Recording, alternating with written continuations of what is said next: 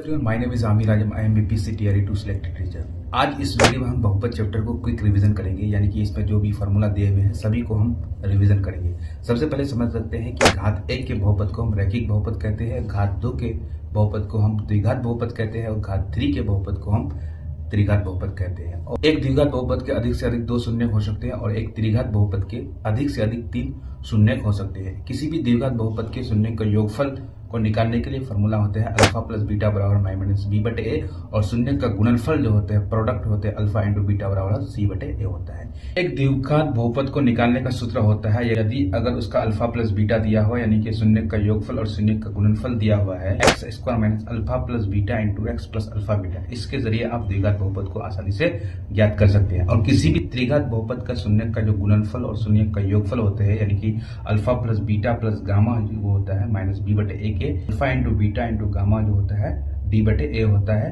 और alpha beta plus beta gamma plus alpha gamma जो equal to होता है सी बटे ए होता है। तो अगले हम वीडियो में जो है दो चर वाले रैखिक समीकरण के जो भी इंपॉर्टेंट फार्मूला उसको रिवीजन करेंगे। तब तक आप मुझे फॉलो जरूर करें। Class 10 important formula part 2।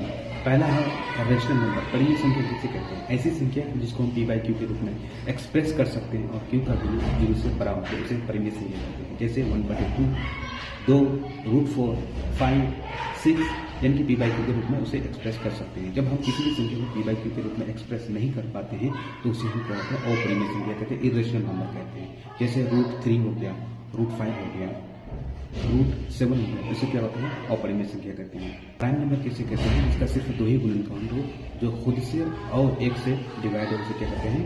Prime number कहते हैं। जैसे हो गया 2 हो गया, 3 हो गया, 5 हो गया, 7 हो गया। उसके बाद क्या कंपोजिट नंबर किसे कहते हैं? जिसका 2 से अधिक गुणनखंड हो, जैसे 4 हो गया, 8 हो गया, 9 हो गया, 10 हो गया, ऐसे क्या उसको क्या कंपोजिट नंबर कहते हैं। उसके बाद इवन नंबर कैसे कहते हैं? ऐसी संख्या जो 2 से पूरी तरह से डिवाइड कर सकते हैं उसे इवन नंबर कहते हैं। उसके बाद था ओड नंबर जो 2 से पूरी तरह से डिवाइड नहीं करते। आई am BPSC TRE 2 selected teacher. आज इस वीडियो में हम जो है दो चर वाले रैखिक समीकरण के जो भी इंपॉर्टेंट फार्मूला है सभी को रिवीजन करेंगे।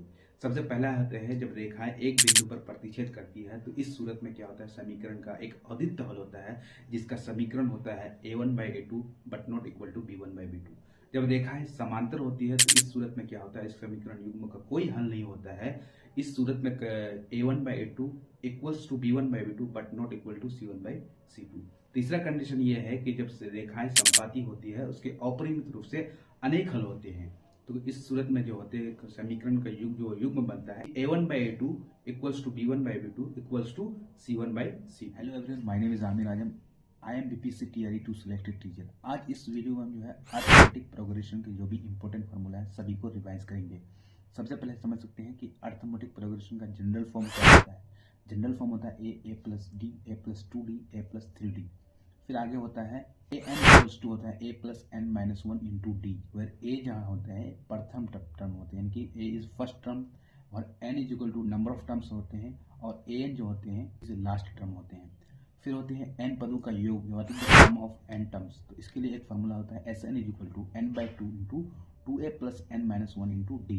तो इस सारे फार्मूले से आप आसानी से AP के योग को फाइंड आउट कर सकते हैं। अगले वीडियो में हम ट्राइंगल के जो भी इंपॉर्टेंट फार्मूला है उसको रिवाइज करेंगे, तो आप मुझे फॉलो जरूर everyone, my name is Aamir Azam. I am BPSC TRE 2 selected. तो आज इस वीडियो में हम पृष्ठीय क्षेत्रफल और आयतन से रिलेटेड जितने भी फार्मूला है सभी को रिवाइज करेंगे। आयतन होता है घन का जो पृष्ठीय क्षेत्रफल होता है 6a स्क्वायर होता है, और घनाभ का जो आयतन होता है L का h होता है, और घनाभ का जो पृष्ठीय क्षेत्रफल होता है 2 into LB plus BH plus LH होता है। फिर उसके बाद होता है बेलन। बेलन का जो आयतन होता है पाई आर स्क्वायर है।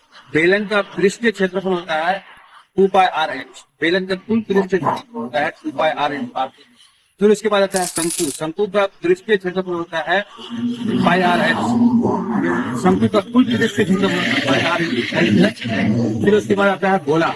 गोला का जो आयतन होता है 4/3πr3। अर्धगोले का आयतन जो होता है 2/3πr। कमेंट करके बताइएगा कि अर्धगोल का कुल पृष्ठ। माय नेम इज आमिर आजम। तो आज इस वीडियो में हम जो है त्रिभुज चैप्टर के क्लास 10 के चैप्टर है उसमें भी जो भी मेन फार्मूला है सभी को रिवाइज करेंगे। सबसे पहले समझते हैं कि समरूप और सर्वांगसम जो होते हैं समरूप हो सकते हैं, लेकिन सभी समरूप जो होते हैं सर्वांगसम नहीं हो सकते। अगला हम जानते हैं कि अगर कोई त्रिभुज आपस में समरूप है तो इन दोनों त्रिभुज के क्षेत्रफल का जो के संगत यानी कि एडजेसेंट साइड के स्क्वायर के बराबर होता है। फिर आता है कि दो त्रिभुज आपस में समरूप होते हैं, किन कंडीशन पे होते हैं।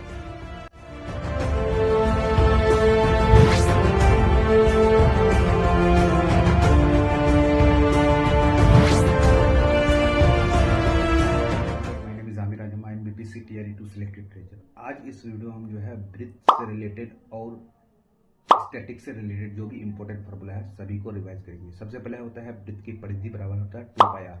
फिर होता है वृत्त का क्षेत्रफल जो होता है पाई आर स्क्वायर के बराबर होता है। फिर होता है त्रिज्या खंड का क्षेत्रफल होता है theta by 3 into pi r square होता है। और चाप की लंबाई जो होता है वो होता है theta by 3 into 2 pi r. फिर आता है माध्य। माध्य बराबर होता है जो भी संख्या होता है सबसे पहले उसको जोड़ देंगे और जितनी भी संख्या होगा उसको डिवाइड कर देंगे। और माध्य का जो होता है निकालने के लिए सबसे पहले जो भी संख्या रहेगा उसको आरोही क्रम यानी कि इंक्रीजिंग ऑर्डर में सजा देंगे। अगर नंबर ऑफ जो रहेगा वहाँ पर अगर विषम आ गया जो बीच वाला होगा वही माध्य होगा। अगर सम आ गया नंबर तो दोनों को जो बीच वाले संख्या उसको जोड़ करके 2 से डिवाइड कर देंगे।